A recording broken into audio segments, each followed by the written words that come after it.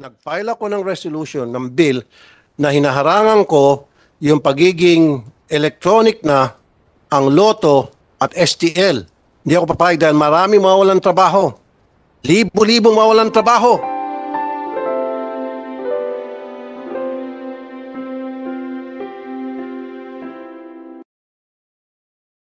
Legislation on the status of the prize fund tax remitted by the Philippine Charity Sweepstakes Office, PCSO, to the Bureau of Internal Revenue, BIR, by Senator Tulfo. The guests, the resource persons that were invited are, if you're not on the panel, please just stand up or raise your hand. From PCSO, Attorney John Derek Porciuncula, and Attorney Maria Katrina Nicole C. Contacto. From the BIR, Mr. Abdullah S. Bandarang. Where is Mr. There. Okay. Ms. Maribel Serafica. There. Can you please stand up so that we can... Ms. Patricia Nicole Halgalado. Ms. Furley Ann Montalban. Mr. Marlon Gampon. And Mr. Eduardo Certeza. And Ms. Marilyn Sim. Can you...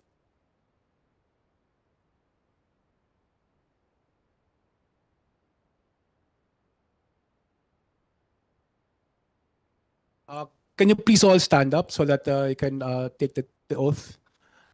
Hindi mo nakasama yung mga taga-PNP? Kasi yung Wala pa, mamaya pa, PNP, sir. second yun, ano? Second, sir. Okay. Do you, please stand up. Do you swear to tell the whole truth and nothing but the truth in front of this committee? Thank you. Your Honor. Kayo sa PCSO, parang sa tingin nyo, you guys are very special. I don't know kung anong pinagmamalaki nyo, lalo ng boss nyo si Robles. We sent a letter to you last several weeks ago para sa hearing na ito. And you sent us a letter saying hindi kayo makaka-attend lahat. And nagpa-reschedule ang PCSO. Nung magpa-reschedule kayo, tinanggap namin yung rescheduling ninyo, and then only for us to receive a letter stating na hindi na naman kayo makadalo. Ang yabang ninyo sa PCSO, ano bang pinagmamalaki ninyo? Anong meron sa PCSO? Samantalang lahat ng mga agency ng gobyerno, pag pinapatawag sa Senado, pumupunta kayo sa PCSO, hindi. Ano meron sa inyo? What makes you so very special? Ngayon wala dito yung boss nyo. Kayo mismo ang humingi ng reschedule, and then pagdating nung date na pinatos namin, yung date na binigay nyo, a week later, para sa hearing na ito, magpapadala kayo ng sulat last minute na hindi kayo maka-attend. Samantalang lahat ng agency ng gobyerno, pag may hearing, pinapatawag sa Senado, pumupunta.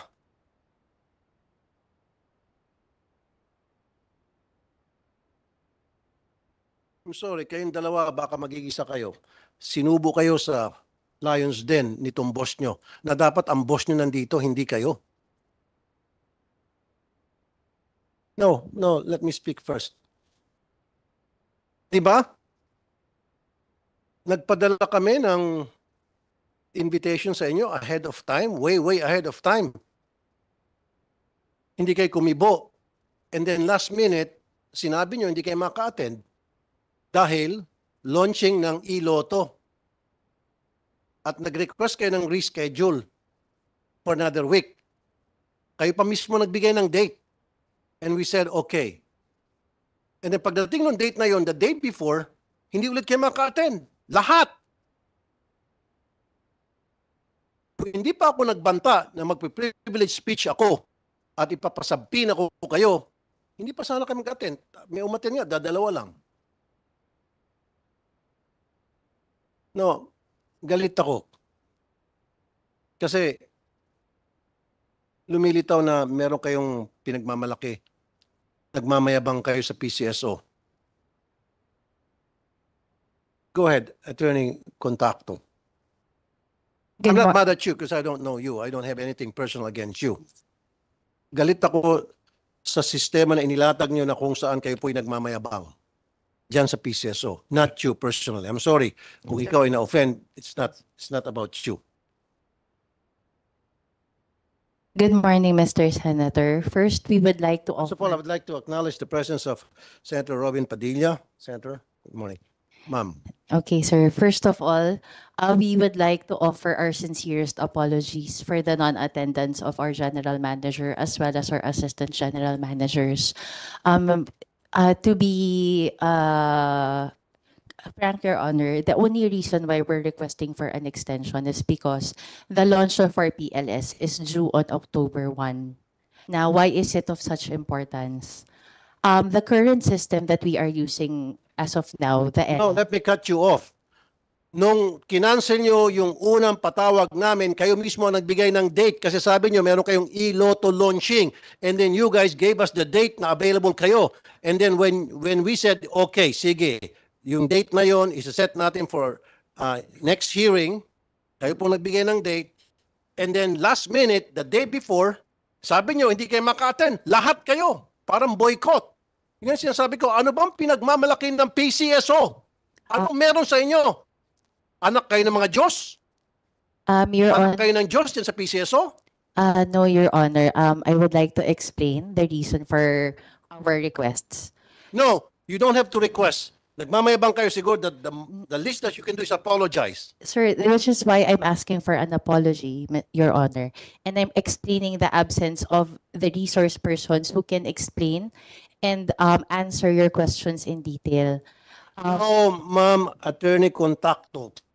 Remember, nung unang hearing na sinet namin, that was last week, and you were given notice way ahead of time, umuo kayo, and then last minute, sabi nyo, launching ng e-lotto. Wait a minute.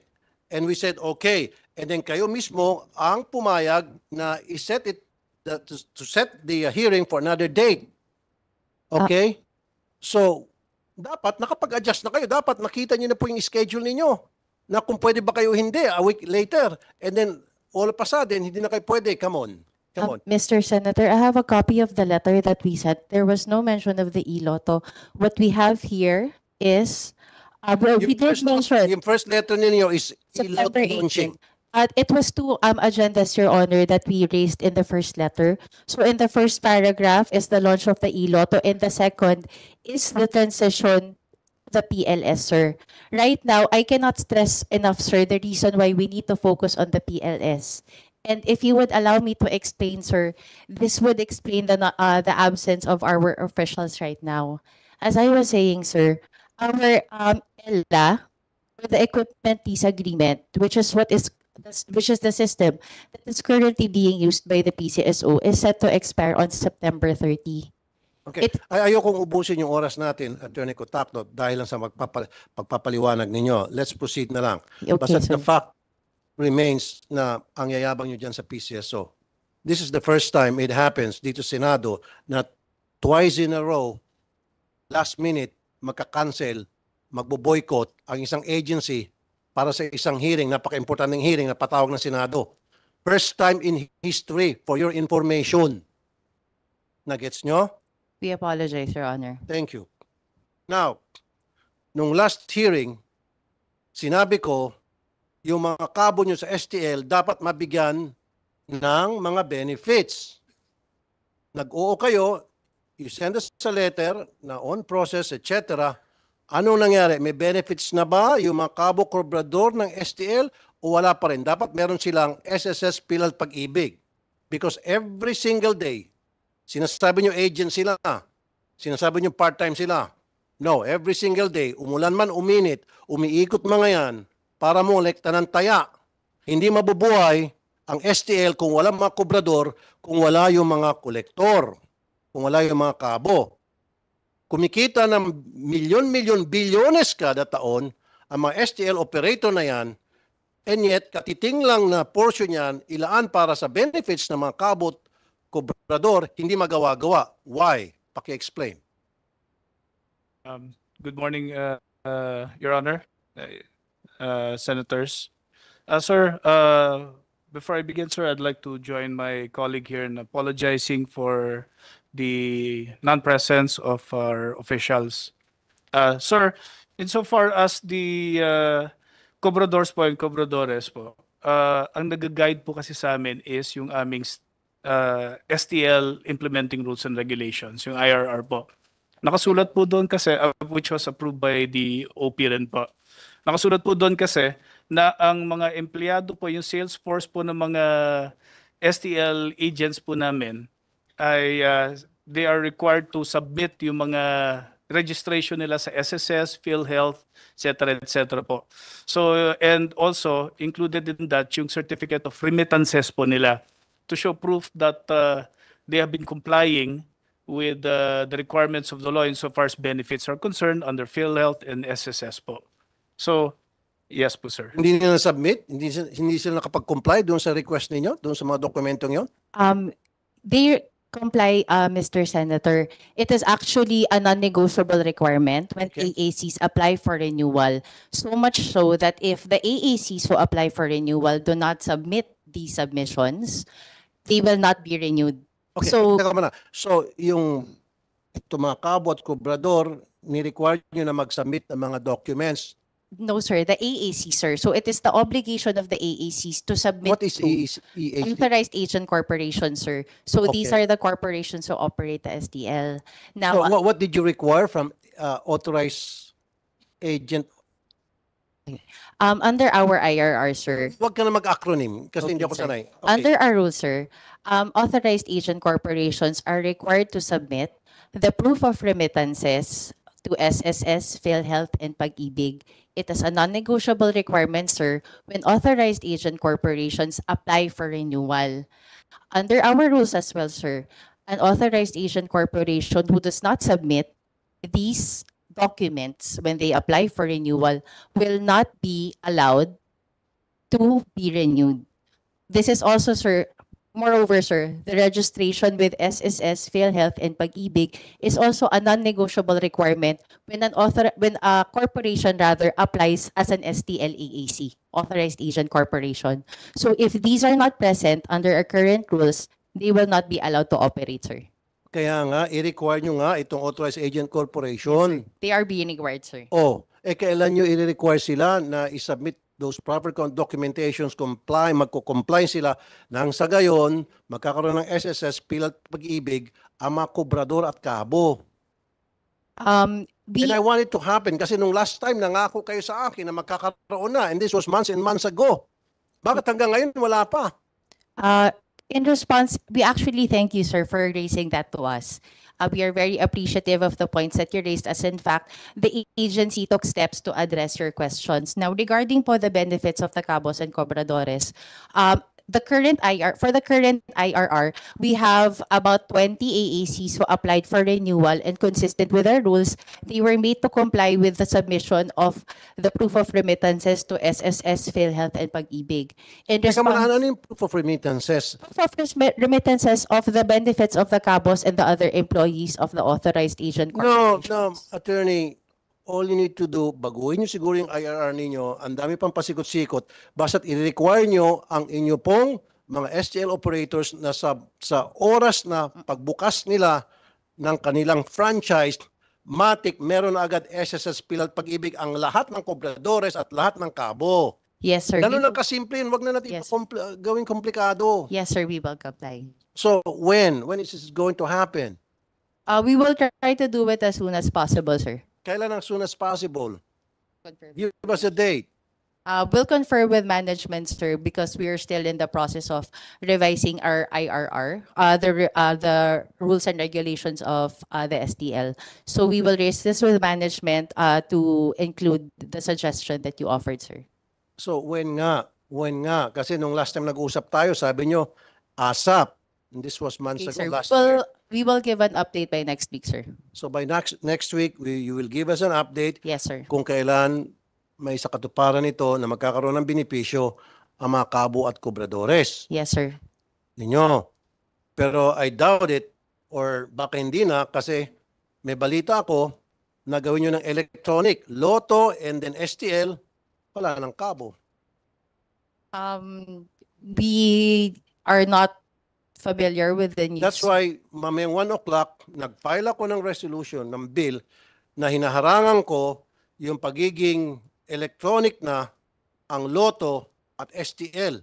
Hindi ako papayag dahil marami mawawalan trabaho. Libo-libong mawawalan trabaho. Wala kayong pakialam kasi ang pakialam nyo, magkano bang kikitain dyan sa electronic? Magkano kikitain dyan sa apps na babayaran ng 14%? Sa gross receipt, 14% ang kikitain ng apps application na gagamitin ninyo.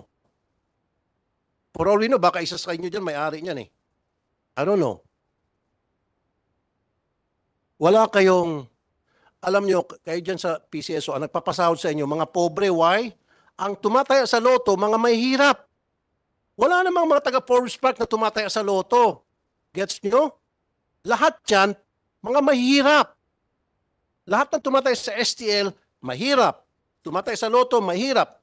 Nangangarap na kahit papaano makachambak, manalo ng 1,000 o kung magkano man, may pandagdag sa kanilang mga pangailangan.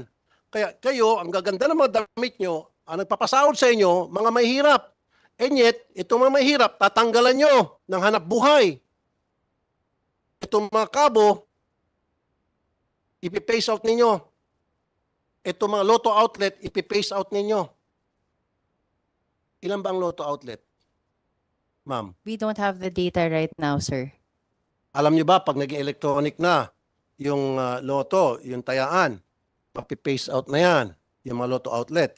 And we're talking about hundreds or even thousands, I think. At ilan ang mga empleyado niyan? Okay, let's proceed. Doon sa e-Lotto. Sino ba kasi may pakanani itong e-Lotto na to? Sige nga. Bakit gawin yung electronic itong Lotto?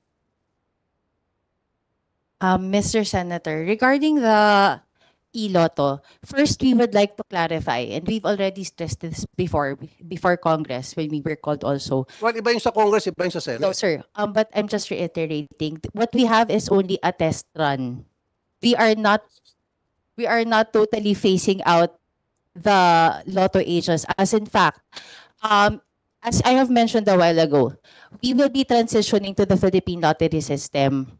We also have right now, sir, a memorandum from management that we plan to increase an additional 2,000 terminals to cover those that will be left behind from the migration to the PLS. Teka muna, sabi nyo test run. Yes, sir. Okay, define test run. Kasi ang pagkakaintindi ko, yes, test run. And then later on, sabihin, ay, successful, ay, tanggap na ng mga tao, then itutuloy-tuloy nyo na yon. At magiging permanente na yon. Kasi nga, meron kayong kakontrata, itong kumpanya Pacific something, na kikita ng 14% gross receipt na mga taya. That's so big. Dati nga, 22% eh. Siguro, tinablang kayo ng hiya. Siguro na inabot kayo ng kahiyan dahil ang garapalan, 22% i-charge sa bawat taya na mapupunta doon sa application. Now we could have just buy out that application na yan. 22, pero anyway, naging 14% na lang. Pero malaki pa rin yun. Sa bawat taya, 14% mapupunta doon sa apps. Kita nyo kabalastugan ninyo? Sir, we are not familiar with the percentages. However, 14%. I'm Okay, sure of sir. that. However, sir, it is not true that it is a yes right away. Under the guidelines that we have, there are tests that they have to pass before this can be, adopted by the agency. Now, the reason, sir, why we are considering e-Lotto is because of the proliferation of illegal Lotto betting sites. I actually accessed one about 2 weeks ago.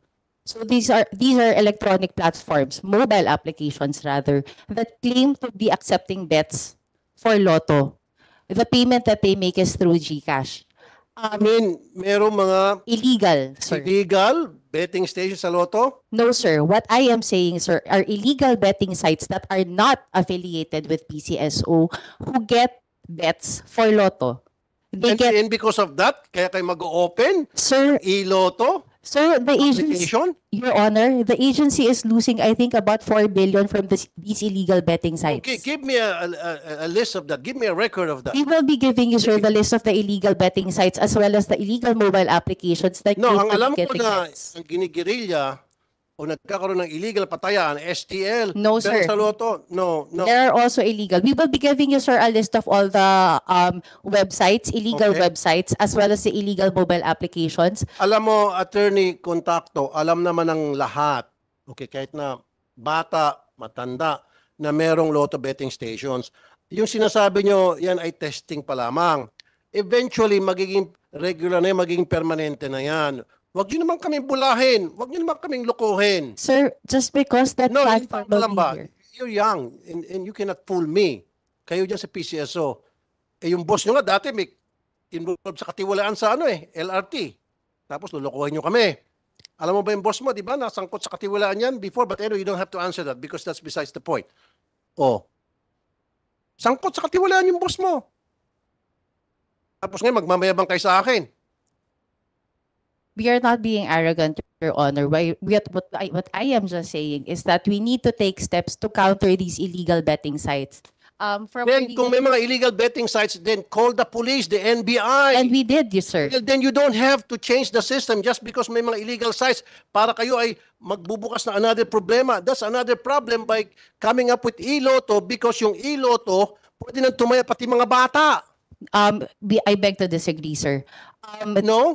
Yes, sir. Because under our guidelines, it is required that a KYC procedure will be undertaken strictly before any bettor can access our platform.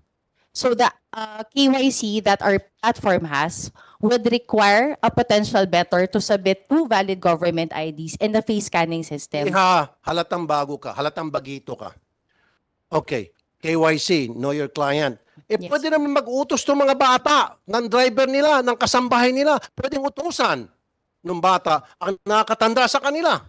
Ganon din yung ginawa ng isabong. May mga KYC din yung isabong. Pero, ano nangyari? Lahat tumataya. Nakataya. No. Yung sinasabi mo KYC, naintindihan kita. Pero makakataya pa rin mga bata. Sabi ko kanina, pwede naman utusan ng mga bata ang mas nakakatanda sa kanila. Pwede nilang utusan yung kanilang driver. Pwede nilang utusan yung kanilang gardener. Pwede nilang utusan yung barkada nila. Pwede nilang utusan yung magulang ng kanilang tropa. Your Honor, if I may po, sir. Sir, just to clarify lang po. Sir, yung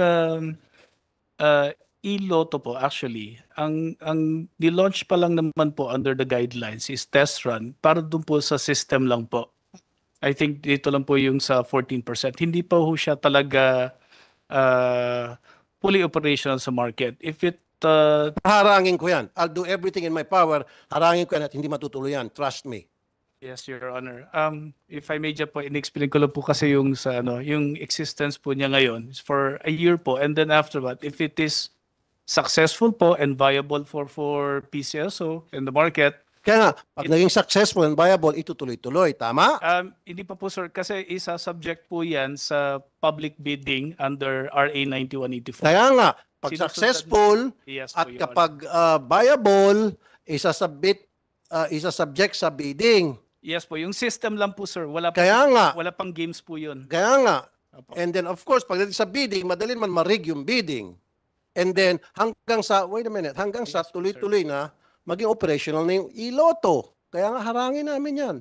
Yes po. Maraming mga senador kausap ko na hindi sang-ayon dyan because maraming mawawalan ng trabaho. Ilan ba yung Lotto outlet sa buong Pilipinas? Bawat isang Lotto outlet, ilan ba ang mga nagtatrabaho dyan? Lahat ito magiging jobless. Sino ang panalo? Yung may-ari ng application na kumukubra ng 14%. Nagdagdag kayo ng sakit sa ulo. Okay na yung Lotto outlet. Yung mga tao natutuwa pag mataas yung pot, pipila sila. Di ba? Ngayon, electronic. 14%, malaki pa rin. Dati nga, 22% yan eh. Siguro, inabot kayo ng hiya. Garapala na ata ito. Sige, baba natin sa 14%. Ngayon, 14%, still, mali pa rin. At ang balita ko, later on, iwa-wipe out nyo yung mga lotto outlets na may nagtatrabaho dyan, mawalang trabaho, and then later on, sasabihin nyo successful, viable, pati yung STL, na libo-libo na naman ng mga kabut-kubrador ang mawalan trabaho. Wala kayong pakialam sa mga mahirap nating kababayan. Wala kayong concern. Yun yung point ko eh. Kasi kung meron kayong concern, last year pa natin pinag-usapan yung benefits ng mga kabut-kubradores. Ninyo, dahilan kung bakit kayo may trabaho ngayon at meron kayong sweldo, kumikita kayo because of na mananaya. Yung mga hirap. Ngayon, tatanggal mo ng trabaho mga to. Ilan ba libo ang kabut-kubradores ninyo? Apologies, Your Honor, I don't have that information po with me. However, sir, to clarify lang po, Your Honor, PCSO's, to my knowledge po, sir, and based on the instruction of our general manager, we are not phasing out or terminating. Well, the- eventually you will. Meron akong reliable source, eventually you will. Yung STL, ipipace out nyo. No, kahit na anong iling mo, Iha, mag-iling ka na hanggang gusto mo. Okay?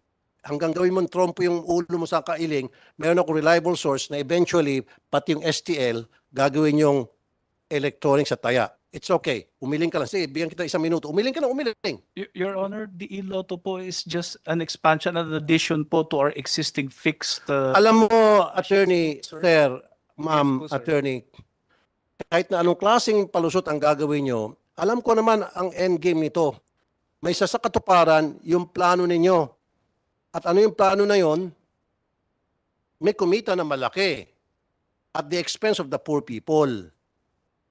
Ito, 2,000 terminals, lotto terminals, lotto agents, nationwide, ay napasara na ninyo. Sinabi nyo due to low sales. Pero ang reason ay sapagkat papasok ng iloto. 2,000. Isipin mo ilan mga empleyado ang nawalan ng trabaho. Empleyado na nagtatrabaho sa lotto outlets na yan. Your Honor, if I may po. Sir, siguro po yung nababanggit lang po. Based on our PCSO lottery system or the PLS, we have allocated, doon po sa contract kasi is 6,500 lotto operators or machines. Machines Machines po. former and then From the management. yeah, from the former management po yung nag-ayos po noon. Tapos yung mga balance po noon, those were not included.